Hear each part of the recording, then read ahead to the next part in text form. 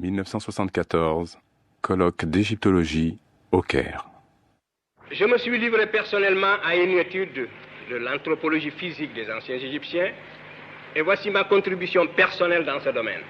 Une légende tenace a fait croire que les procédés de momification qui sont à base de sel, souvent, et qui contiennent aussi des bitumes, ces produits détruisent l'épiderme à telle enseigne qu'il ne reste plus rien et qu'il n'est plus possible scientifiquement d'étudier la peau des momies pour en déduire leur ethnie. Ce point de vue est absolument erroné. Je l'affirme sur la base de mes propres investigations. J'ai étudié les momies égyptiennes qui se trouvent au laboratoire d'anthropologie physique du Musée de l'Homme à Paris, qui viennent des fouilles de Mariette. J'ai fait monter des préparations par notre laboratoire du département des vertébrés et de physiologie de la faculté des sciences de Dakar. J'ai les préparations ici que je mets à la disposition des participants du colloque pour qu'on les observe au microscope. Et nous pouvons absolument voir le taux de mélanine sous la peau des anciens Égyptiens. Il en reste suffisamment malgré la destruction partielle de l'épiderme. Dans la région qui sépare le derme et l'épiderme, il y a des inclusions des bases des cellules des mélanocytes en quantité suffisante pour révéler un taux de mélanine absolument absent chez les races leucodermes. Et j'ai voulu dès l'an dernier appliquer cette étude aux momies royales de Ramsès II, de Séti Ier et de Toutmoses III. Depuis un an, j'écris au conservateur du musée du Caire, car il ne me faut pas plus d'1 mm², 1 mm² de peau, mais prise toujours dans la même région, et je n'ai pas eu ces échantillons, je le regrette. Par conséquent, c'est une étude très facile, accessible, qu'on peut faire. Voici les lames, ce sont des préparations, il suffit de les mettre sous l'objectif d'un microscope pour voir le taux de mélanine. Alors, sur la base donc de mes propres investigations, que sont celles-ci, et jusqu'à ce que d'autres investigations viennent les contredire, j'affirme que le taux de mélanine qui est révélé au microscope, contenu même partiellement, et qui est la quantité résiduelle sous la peau des anciens Égyptiens, est absolument incompatible avec l'idée d'une race leucoderme. Voilà un fait. Ensuite, j'en arrive aux mensurations ostéologiques. Ce n'est pas pour rien que l'égyptologie a évité, bien que disposant souvent de squelettes entiers, de parler d'ostéologie. Mais il y a un grand savant allemand du siècle dernier, c'est Lepsius, justement, qui avait étudié les Égyptiens sous cet angle, qui avait carrelé l'Égyptien, ce qu'on appelle le canon de Lepsius, que tous les égyptologues connaissent. Le canon de Lepsius, justement, dit que l'Égyptien parfait est un négroïde. Le canon de Lepsius, et qui donne, mis au carreau, les proportions du corps de l'Égyptien parfait à les bras courts et négroïde ou nigricien. Pour ceux qui parlaient donc du terme négroïde et nigricien, voilà l'expression de Lepsius. Il a carrelé le type égyptien, il a fait la mensuration ostéologique, et c'est le caractère le plus permanent, justement, quand on veut distinguer un noir d'un blanc. Vous avez bien vu que les mensurations craniologiques ne permettent de distinguer que des types extrêmes, absolument extrêmes. Les éléments que je vous ai montrés ici, si on les étudiait sous cet angle-là, si cet individu-là n'était pas vivant, parce que quand il est en chair et en os, on n'ose pas en faire un blanc, mais il sortirait, le crâne de cet individu sortirait blanchi de mensurations craniométriques.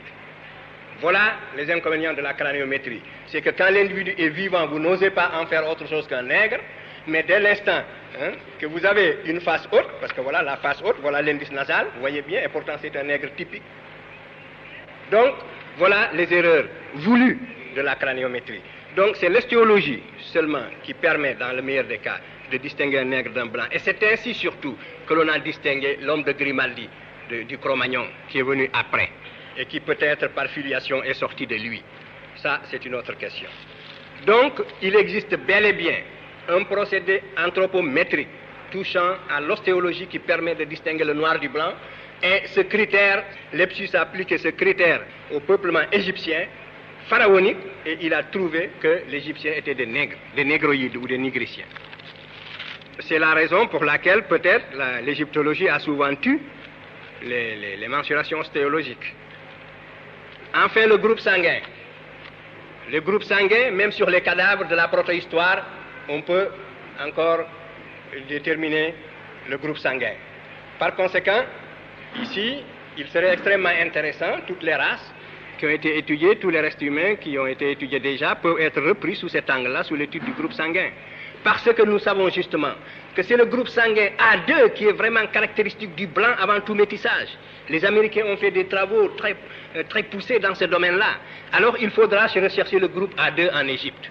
Parce qu'en attendant, l'Égypte appartient absolument, et toute l'Égypte jusqu'au delta, appartient au groupe B, qui est encore le groupe de l'Afrique occidentale. Il y a là encore un autre fait qu'il faut prendre en considération, et à l'exclusion du groupe A2 qui est caractéristique de la race blanche avant métissage. Deuxième fait. Voilà donc pour ce qui est de l'anthropologie physique.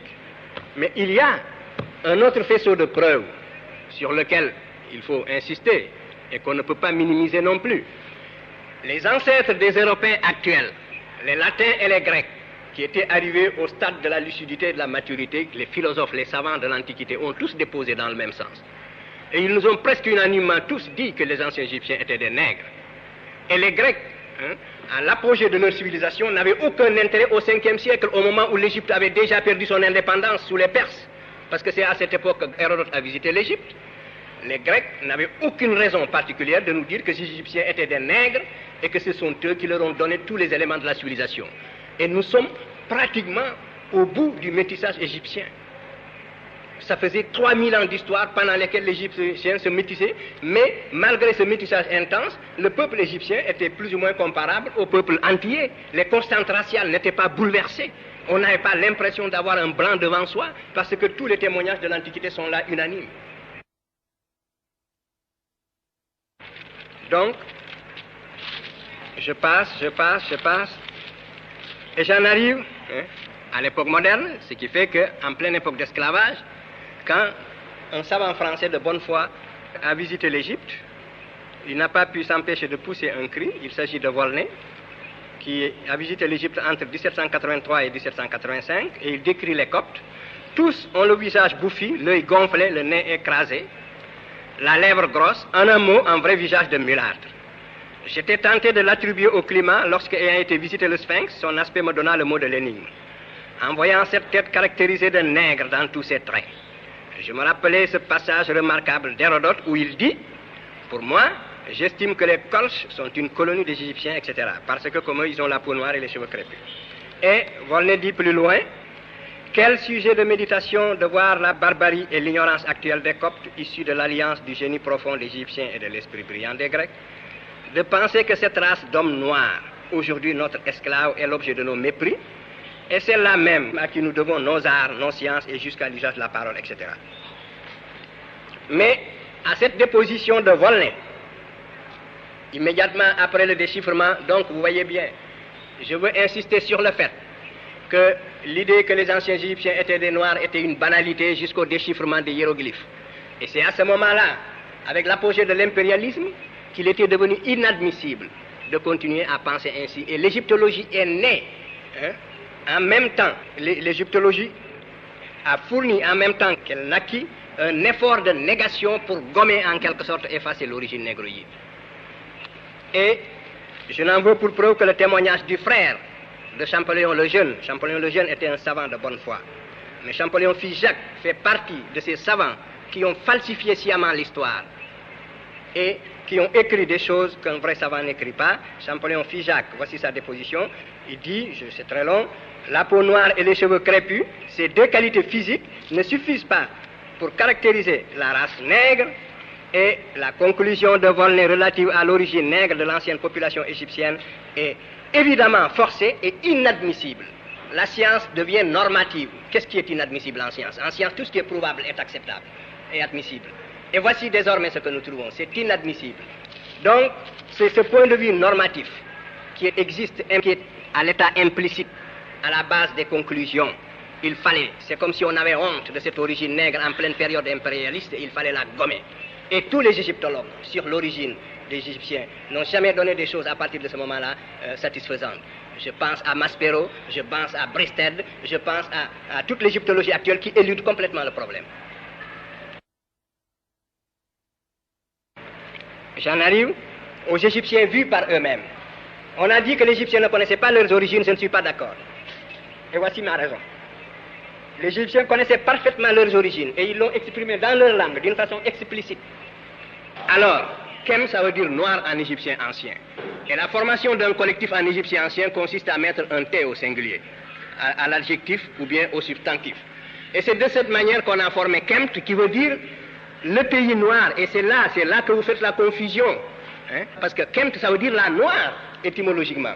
Ça veut dire la noire, absolument. Kem, ça veut dire noir, c'est l'adjectif, et Kemt, c'est la noire. Mais les égyptologues avaient l'habitude de dire, puisque le déterminatif qui suit, c'est le déterminatif du pays, alors la noire doit s'appliquer à la terre et non pas aux hommes.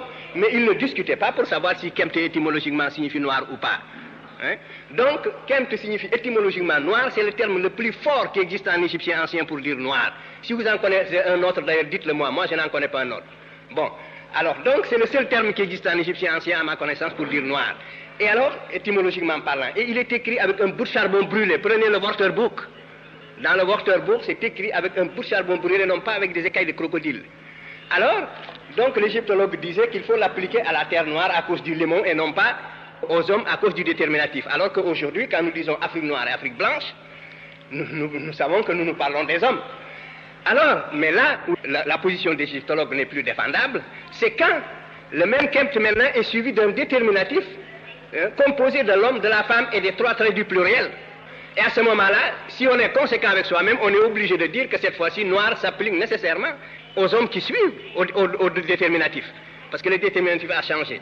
Si le déterminatif est le pays, je veux bien que noir s'applique au pays, mais si le déterminatif, ce sont les hommes, c'est l'ensemble du peuple d'Égypte symbolisé par l'homme, la femme et les trois traits du pluriel, alors on raisonne selon les mêmes critères, il faut avoir le courage intellectuel de dire que ce sont des nègres. Bon. Et cette racine a proliféré dans les langues africaines. Cette racine veut dire noir, nègre également. En Wolof, nous avons aujourd'hui Khem, qui veut dire charbonné. Et nous avons Khemit en Wolof, qui veut dire ce qui a charbonné. Par conséquent, et nous avons un peu Kembu. Et nous savons bien ici comment ce B peut être engendré, du point de vue purement linguistique. Kembu qui veut dire le charbon, un peu.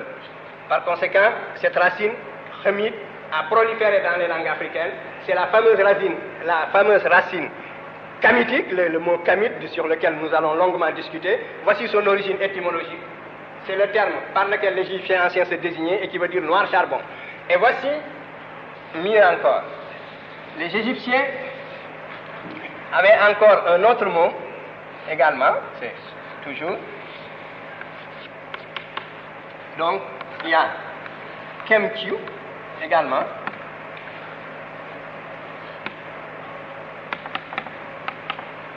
C'est un autre adjectif national qui se transcrit Kemkyu, qui veut dire les nègres. Et ce sont ces deux adjectifs nationaux que les Égyptiens utilisaient pour se désigner. Le noir, c'est la couleur bénite chez les anciens Égyptiens, et le rouge, c'est la couleur maudite, c'est la couleur de la stérilité. Alors, voilà pour ce qui est. Donc, les Égyptiens vus par eux-mêmes, et tous les adjectifs divins, Osiris est appelé le grand nègre, il est appelé Kember, Osiris Kember, Set, Min, Apis, Thoth, tous ont le qualificatif de noir. Isis est appelé Seit Kem. Seit Kem, qui veut dire la femme noire. Et Seit Khem, en Wolof, dans la langue sénégalaise que je parle, Seit Khem veut dire l'épouse noir charbon. Vous voyez les formes africaines. Bon, alors maintenant, je voudrais juste par ces quelques exemples vous montrer que la parenté entre l'égyptien ancien et les langues africaines est une évidence que l'érudition moderne n'a pas la possibilité d'écarter. Ce n'est pas une hypothèse de travail, c'est un fait, parce que c'est une parenté de caractère généalogique. Je vais prendre juste le verbe égyptien que voici. Je conjugue juste le verbe kef en égyptien ancien, en wolof et en copte. J'affirme, et à vous de le vérifier, que kef veut dire en égyptien ancien capturer, saisir sa proie. Kef veut dire en wolof saisir sa proie, capturer. Ces deux verbes, je les conjugue. En égyptien ancien, j'ai donc kef, i, conjugaison suffixale. Kef, ek, kef, et, notez, kef, f, troisième personne du singulier masculin, kef, s, troisième personne du singulier féminin, kef, nen, première personne du pluriel commun, kef, ken, deuxième personne pluriel commun, et kef, sen, troisième personne pluriel commun. En copte, j'ai conjugué le verbe ker, qui a un sens voisin. J'ai ker, ei, correspondant à la première personne égyptienne. J'ai ker, ek, même pronom qu'en égyptien. Ker, ere, ker, f, même pronom à la troisième singulier masculin. Et ker, s, pluriel, ker, nen, et ker, ketou, et ker, ei. Voilà le copte. Et en wolof, j'ai keuf, na, keuf, nga, keuf, na, et à la troisième personne du singulier, j'ai justement ces deux formes qui sont devenues des formes indéfinies parce que le féminin désinentiel n'existe plus en wolof, donc ils sont devenus des pléonasmes. Nous avons keuf f et keuf s qui sont des archaïsmes en wolof. Voilà. Ensuite, je continue. Kef, keuf nanu, keuf Ndié et keuf nañu. Je dis que cette parenté elle est de caractère morphologique et si ceci c'est le présent, vous avez la même conjugaison suffixale, les mêmes pronoms à peu de choses près et pour la forme du passé, ceci est le présent. Pour le passé, dans les trois langues, vous mettez N. Et tout ceci, vous le trouvez dans mon rapport, vous avez tout le loisir pour l'examiner en détail et le critiquer. Alors donc, maintenant, je veux montrer que ici, la parenté que je vais établir est une des plus fondamentales, elle ne prend pas plus de 2 minutes. Il s'agit de la correspondance entre les déterminatifs égyptiens et les déterminatifs wolof. Le déterminatif pou en égyptien correspond à pou ou bien ipou. Je mets la forme avec le i prothétique entre parenthèses. Correspond au wolof bou avec même signification, bien sûr. La forme est là. Nous pouvons dire donc que un P égyptien correspond à un B wolof dans ce cas-là. Et nous voyons que le P égyptien, qui était une occlusive sourde, a été sonorisé parce qu'elle s'est trouvée presque en position intervocalique, elle s'est trouvée en position intervocalique. Elle est par conséquent devenue sonore en wolof et nous avons bou à la place du P. Et par conséquent, c'est absolument selon les lois linguistiques. Alors nous avons maintenant en égyptien ancien, Pouy, P, W, Y, que j'écris I, P, W, Y également, entre parenthèses, pour montrer comment la vocalisation de l'occlusive s'est faite. Alors, nous avons en wolof Bouy, B, W, Y. Donc, nous avons ici B, P qui correspond à B, un autre mot, W qui correspond à W dans les deux langues, disons voyelle vélaire, Y à Y. Ensuite, nous avons pen, en égyptien ancien, P-N, ou I-P-N, même correspondance absolue. Nous avons en wolof B, bané, avec la vocalisation B-A-B et N-A-N. Mais je vous ai dit que je vais établir, et c'est là-dessus que je terminerai, que n égyptien correspond dans certaines conditions très précises à n enveloppe. Donc cette forme, pen va donner deux formes enveloppe qui existent absolument, qui coexistent. Il y a bané et balé. Balé. Donc nous avons cette correspondance-là. Pen, PN donne donc bané et balé, avec même signification. Je crois que ces éléments-là doivent être versés au dossier. Si la vérité scientifique intéresse la science, l'ensemble de ces faits doivent être examinés. Les anciens Égyptiens, si nous voulons clarifier ce problème, il faut appliquer les mêmes poids et les mêmes mesures. Nous disons seulement que nous entendons par race, nous savons que la notion de race est une notion tout à fait relative. C'est une notion délicate à manier. Mais il n'en demeure pas moins que l'on en parle. Et ce qu'on appelle globalement ou approximativement la race blanche en Europe, c'est ce que nous appelons globalement, relativement, la race noire en Afrique. Voilà, ça c'est clair. Alors, donc, il faudra maintenant absolument, pour bien voir, chaque fois renverser le problème pour savoir si les Africains sont sur une position correcte. Alors, nous verrons, comme je vous le disais, que à propos de la race blanche, moi je vous ai dit que l'anthroposociologie du milieu du siècle dernier et du début de ce siècle, vraiment réalisé des œuvres extraordinaires. Et je cite ici une seule phrase de Lapouge dans un article publié en 1897 où il ne posait pas moins d'une douzaine de lois fondamentales de l'anthroposociologie, dont quelques-unes sont bien typiques. Par exemple, la loi de répartition des richesses stipulait que dans les pays à mélange europeus alpinus, où il y a un homme, l'homme qu'ils appelaient l'homme européen, le dolichocéphale blond aux yeux bleus, et la race alpine qui passait pour une race asservie. Donc, Lapouche disait que dans tous les pays où il y a ce mélange, la richesse croît en raison inverse de l'indice céphalique. Voilà comment on faisait de la micro-anthropologie en Europe au siècle dernier. Et il est évident que pour ces hommes, il n'y avait pas de nation européenne au sens où on l'entendait. Et pour eux, c'était la classe aristocratique supérieure. L'Europe n'était pas encore très engagée dans la colonisation. Elle commençait à peine. Alors, cette micro-analyse explosive s'appliquait au territoire européen même. Et la classe dominante, n'est-ce pas, voulait établir une distinction de race. C'était la micro-analyse explosive.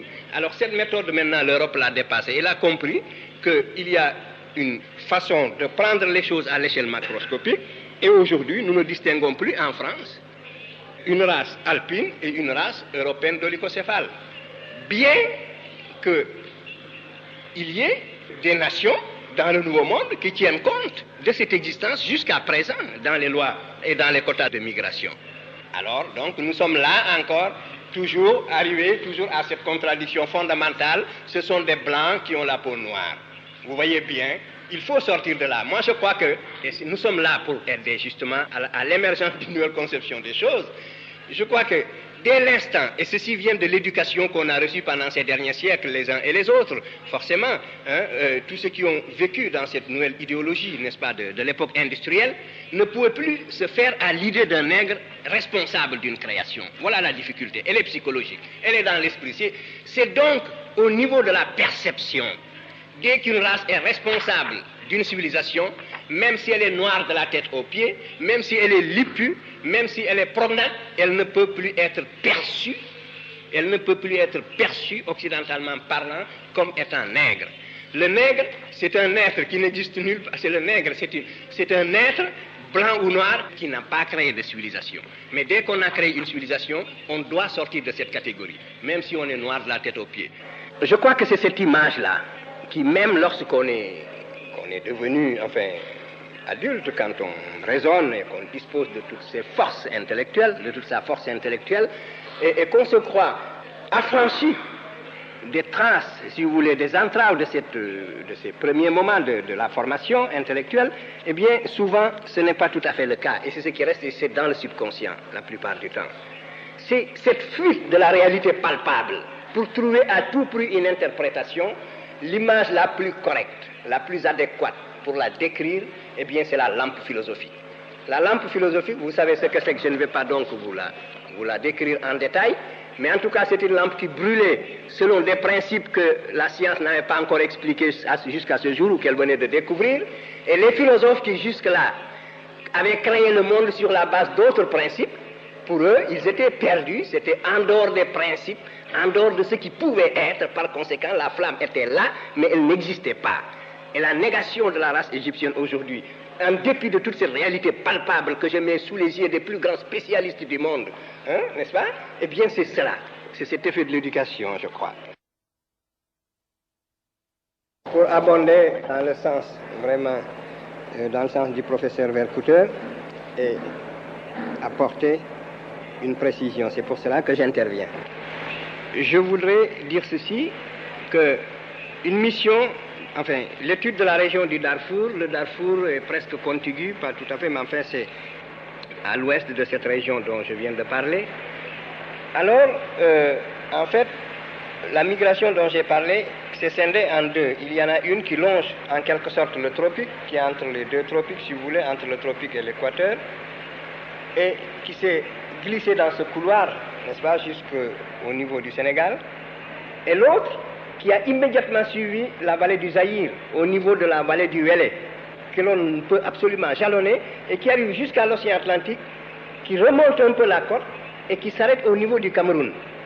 Et alors, donc, les populations qui sont dans la région du golfe de Guinée, c'est-à-dire les Yoruba et autres, apparaissent comme des populations piégées. Et nous voyons là une superposition de deux populations. Nous voyons que la migration Yoruba et la migration de la région du golfe de Guinée est une migration antérieure, et alors l'autre est venu la prendre presque comme en tenaille, parallèlement d'une part et avec une descente. Donc, en étudiant le Darfour, on étudierait bien le point de départ de ces migrations, c'est-à-dire toute cette région du Haut-Nil que Mme Blanc avait signalée. Je voudrais que cette région soit inclue, la région de Nouer, Chiluk, Dinka, Kaukau, avec accent mis sur l'étude des Kaukau particulièrement qui risque de disparaître. Donc ça, je pense qu'une mission dans cette région, où il y aurait, non pas moi parce que je n'ai plus le courage de faire partie de telle mission, donc je suis exclu, mais dans une mission où il y aurait des Sénégalais que l'on prendrait, ou en tout cas des gens qui sont censés être venus de cette région, qui redécouvriraient plus facilement les noms et les ethnies, hein, qui redécouvriraient en quelque sorte le point de départ de leur tribu ou de leur clan, je crois que c'est une mission qui présenterait un grand intérêt et qui serait justement une mission pluridisciplinaire. Il ne s'agirait pas de composer seulement cette mission avec des Sénégalais, mais il faudrait qu'en plus, il y ait des spécialistes en linguistique qui viendraient de l'Ouganda ou d'autres régions, des spécialistes de telle autre langue, etc. Mais que dans le groupe, il y ait quand même quelques éléments qui ont une certaine formation, mettons du niveau de la licence, en train de préparer des thèses de 3e cycle, et venant de régions, n'est-ce pas, où ces migrations sont censées avoir abouti. Voilà pour donc l'étude que je propose. Et deuxième point, pour rejoindre la proposition du professeur Vercouter que je voudrais préciser comme travail à faire en ce qui concerne la paléoécologie du delta. Tout au cours de son exposé, le professeur Vercouter a insisté sur le fait que le delta au nord de Mérindé était absolument inexistant et que ce que nous appelons aujourd'hui le delta au nord de Memphis, c'était absolument la mer.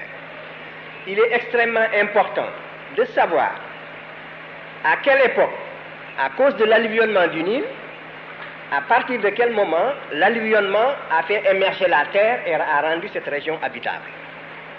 Et ce problème, le C14 peut le résoudre aujourd'hui.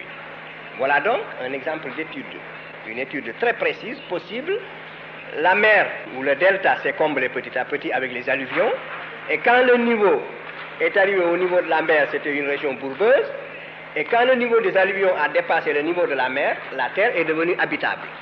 Alors cette couche de contact, qui est la couche juste au-dessus du niveau de la mer, nous pouvons aujourd'hui la dater, parce qu'elle est nécessairement composée de matières organiques qui n'ont pas eu le temps de se décomposer. Le Nil charrie donc les limons, c'est accompagné de racines de toutes sortes de matières organiques.